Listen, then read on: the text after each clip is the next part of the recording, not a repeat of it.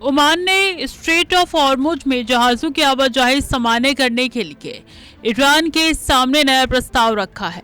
इस योजना के तहत हॉर्मुज जलडमरू मध्य पर किसी एक देश का पूरा नियंत्रण नहीं होगा, बल्कि ओमान और ईरान मिलकर समुद्री यातायात, सुरक्षा, खोज और बचाव जैसी सेवाओं के लिए साझा व्यवस्था बनाएंगे। जहाजों से लिया जाने वाला शुल्क अनिवार्य टोल की तरह नहीं, बल्कि स्वैच्छिक योगदान के रूप में होगा। इस मॉडल का उद्देश्य हाल के तनाव और सैन्य टकराव के बाद तेल और व्यापारिक जहाजों की आवाजाही को सामान्य बनाए रखना है।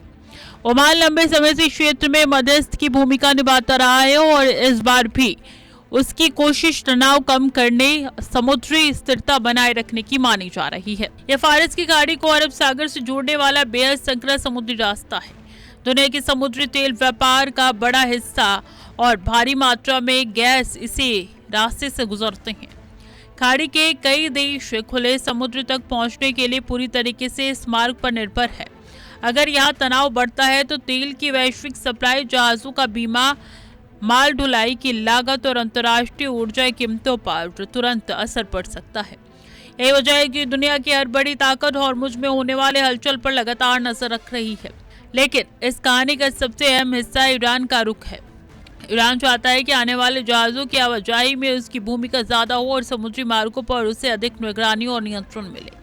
उसका तरीके सुरक्षा का सबसे बड़ा बोझ उसी पर पड़ता है, इसलिए उसे ज्यादातर अधिकार मिलने चाहिए। दूसरी तरफ ओमान और खाड़ी देश ऐसी साझा व्यवस्था चाहते हैं जिसमें किसी एक देश का प्रतिनिधित्व न हो।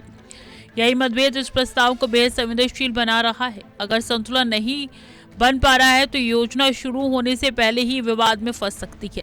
अमेरिका की सबसे बड़ी चिंता यही है कि अगर हॉर्मुज जैसे अंतर्राष्ट्रीय समुद्री मार्ग पर शुल्क लेने की व्यवस्था स्वीकार कर ली गई तो भविष्य में दूसरे रणनीतिक जल मार्गों पर भी इसी तरीके की मांग उठ सकती है। इसलिए वाशिंगटन चाहता है कि युद्ध से पहले वाली मुक्त और बिना शुल्क वाली नौवहन व्यवस्था बहाल रहे। अमेरिका ये भी मानता है कि अंतर्राष्ट्रीय समुद्री व्यापार को किसी भी क्षेत्रीय शक्ति के नियंत्रण में जाने देना वैश्विक अर्थव्यवस्था के लिए जोखिम पैदा हो सकता है। यही कारण कि इस प्रस्ताव ने समुद्री कानून और अंतर्राष्ट्रीय व्यापार के नियमों पर नई बहस शुरू कर दी है। भारत के लिए ये खबर बेहद महत्वपूर्ण और भारत अपनी जरूरत का बड़ा हिस्सा कच्चे तेल के साथ साथ गैस के रूप में भी आयात करता है और पश्चिम एशिया उसकी ऊर्जा सुरक्षा का प्रमुख स्रोत है।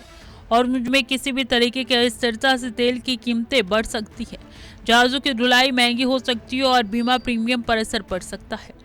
इसका असर सिर्फ पेट्रोल और डीजल तक सीमित नहीं रहेगा, बल्कि परिवहन उद्योग, खेती और रोजमर्रा की वस्तुओं की कीमतों पर भी पहुंच सकता है। इसलिए दिल्ली इस पूरे घटनाक्रम पर बेहद करीब से नजर बनाए हुए है।